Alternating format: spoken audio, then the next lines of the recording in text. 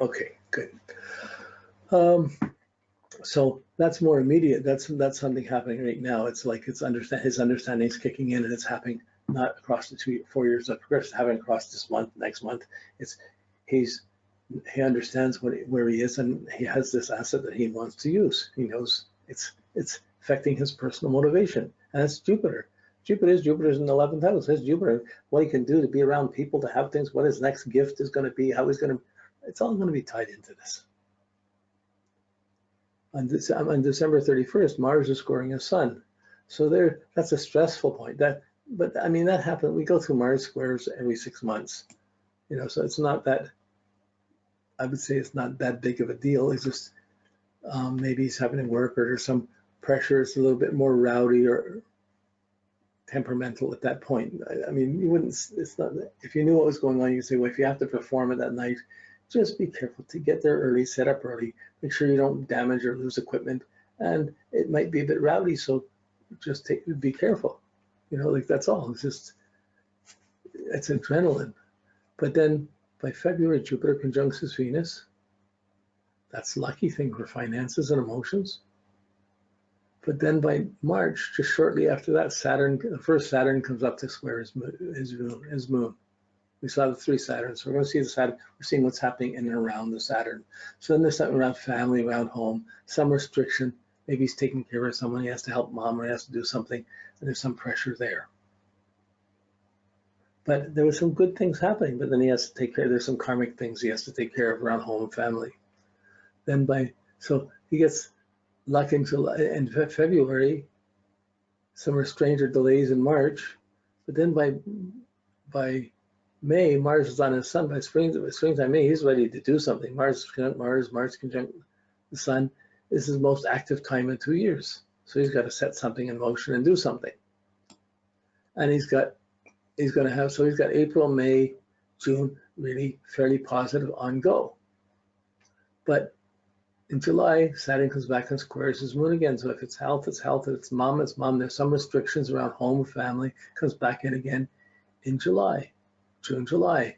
So because those pressures are there, you wouldn't be planning extra demands of your time for exactly that time. Okay, so this is just a 2-year graph we go through. So okay,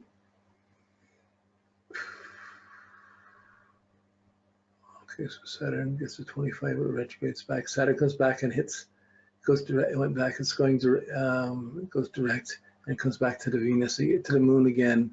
December. So this delay or conflict from home, from family, some demands on his time, some boredom, some tediousness. He's got to put this effort in. He's just got to work through this. He's got to take care of some things. He may be getting lucky, but people around him or situation around him would be making stronger demands on him. You feel a little depressed under that if you sink into that, but really you're supposed to work through that and make the extra effort. Eat well, sleep well.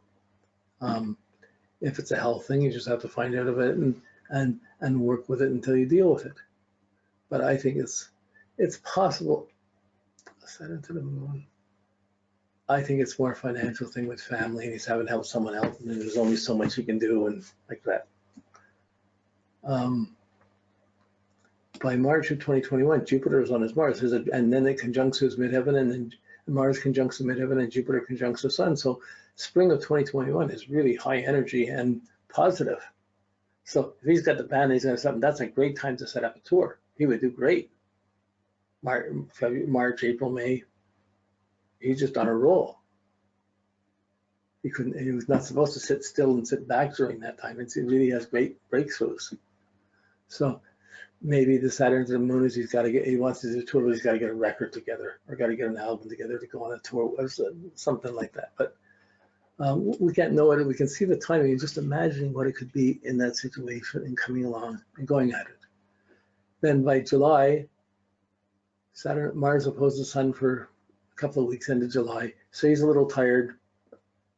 End of July into August, Mars goes into his 12th house. But even in August, Jupiter conjuncts the Sun, so there's still a lot of good luck. Now, that's good luck opportunity. If you have a performance to do really great, you'd be from really large groups or perform really well. Sometimes as a spiritual teacher. But it's publishing, it's reaching out, and it's hitting his sun. It's in charge of. If he does anything, he'll be encouraged. He'll get more encouragement to do more. That's a good thing. This is all leading up to the Saturn coming up to the sun. So there's really a positive wave of energy here building up to the Saturn conjuncting the sun. He's really going to make the big decisions about what he's doing for the rest of his life. So it's almost like with the Saturn, Sun, Mars square, he could think, well, I'll just wing it. I'll just do this. As a young man, I'll take off here. I'll do this. I'll do that. I'll do it. He could just be winging it. And now maybe he's being challenged to make a bigger commitment with maybe with a band or something, and make a bigger commitment to work with people. It could be that, or it could simply be kids coming in and he's adding the kids and getting a bit more fulfillment for his life. But even there, his work is still going to take him probably more away from home than just being at home. Okay. So that's the work of the Saturn. We added the 2-year brain. Sorry about the little lapse there, but this is, it's given us a fairly good perspective or approach to meet this person. If you're going to do a consultation, I mean, you want to have this sense where Saturn's what's coming in this time perspective, what's disrupting, what's challenging, where it's going. You want to have this sense in your own mind before you have your consultation. Once you have that, you're fairly secure in going into consultation. You may have, in your working with the caricature that you made up of this person as you're working with it, he may have different things than you imagined, and suddenly you have to adjust it. You say, oh, it's doing that, it's not this, it's doing that. And he would inform you as you're doing the session, but then you could then instantly apply it and say, well, this means this is going this way, that you already got that time perspective in place. So that's really useful. That's the foundation. Going to progressions, you're going into the symbolical evolution, the spiritual evolution across life, how your soul's growing across a lifetime. It's not a practical thing. If someone's atheistic and impractical, they're going to say it's all nonsense. They're not going to believe on those levels. It doesn't mean it's not going on. So it's a question of, and these are for young people, they don't really see the progressions. You can see the main turns of where his Saturn, there's the progressed sun is in the 7th house. So it's tied up to relationships and partnerships. If he has a few other good musicians with him, they could go a long way. He would be a great person to be part of a band because he'd put the energy in, but he would have trouble taking orders. So it's the weak spot is he'd want to run his own band, but he's not the best administrator. It'd be better to have somebody else run the band, and he's the star in the band. But usually the star has to be the running, or like, so that could be some of the complications within this building up. I like from his chart that he was doing the music and seeing the sun and the Mars in the 5th house. You know, it just, and Mercury and Pisces and the Neptune down the 3rd house, I see, and the Neptune opposing, I see more an artistic or socially caring or mystical career more than a practical business career.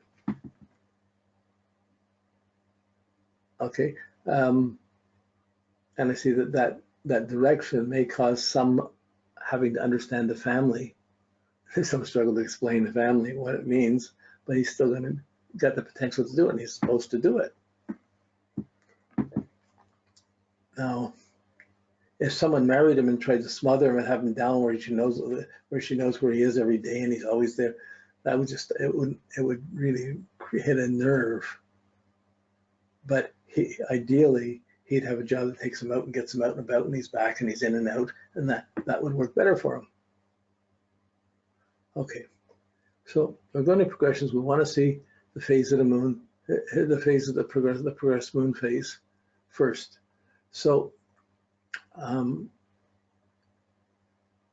we look at we got his progressed moon phases here. On August 18th, it was the progressed new moon. So his sun has progressed. It was up into, it was in Aries, so his sun had progressed up to Aries, and the moon came up together with the progressed new moon was in Aries in the 7th house. So that was an inner thing about relationships, having relationships, not having relationships. So some of these challenges we could see could have been things people tied to him making demands on him, and him struggling to get back to keep his creative things going. Okay, so okay, but the new moon, that was a powerful point. That's right in the 7th house there, and that was December 18th. It's not going to the, it doesn't become the waxing square or the waxing crescent until January 26th. So we'll see he's in the progressed new moon phase. Now we're going to look at it. We checked for the eclipses. We looked under the events in the search, matrix search, and then we take, I think they're standard, and they go there and it has eclipses, shows you the eclipse for the year. But since he's born on February 17th, the first 2 eclipses are valid. You know, the first eclipse was at 7 Pisces. The second one was at 22 Pisces Virgo. So those 2 are past. So his last new moon, full moon were the eclipses. This one isn't. He's got a clearer run for it. So, okay, I want to read that moon phase.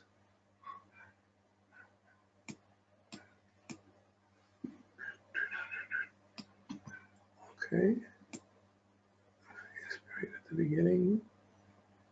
Okay, waxing new moon phase. This started August 18th, 2017, and it goes until 2021, January 26th. So it's in this, we're right in it. This is the beginning of the lunar cycle and lasts for 3.5. It says days, it's years for progressions. The light is emerging gently from the depths, the darkest moment to the first slim crescent of light, and a little further until the crescent is smiling brightly. So it's interesting. There's a mystical thing here because he's from Pakistan, so he's a Muslim, and the Muslim mystical symbol is that there's a crescent moon with a star. You know, the crescent moon is the first glimpse of the light just before it's even the crescent. It's just a day or 2.5 days after the new moon. You can see that first crescent. That's the hope. That's the light. That's the vision. That's the visionary side of a prophet of Islam. That's Native Indians used the same thing. They had that as their mystical beginnings. So that's exactly where he is right now. That little, as he's finishing his astrology point, he's done his astrology during this new moon phase. He's learned his astrology, and now the crescent is coming, and the light is just starting to come with it, a new vision on where he's going. So this new vision, we don't know if it's coming from family, it's coming from a spirit, but it's including, it's happening. So when it said that this first slim crescent of light, and then a little further up until it's smiling brightly, he's still in this new beginning stage inwardly. So his spirit has had the vision. Now he's seeing the light at the beginning, how he can begin to work with it. This is a highly intuitive time filled with deep impressions and new beginnings. This is a time of seed moments and powerful insights. There's a predominant undercurrent of anxious anticipation. A new moon cycle is born. Under this phase, it says born in this phase, but this is for progression. So under this phase, you need to feel that your life is just beginning to open up. The challenge is subjective. Are you prepared to advance your own cause?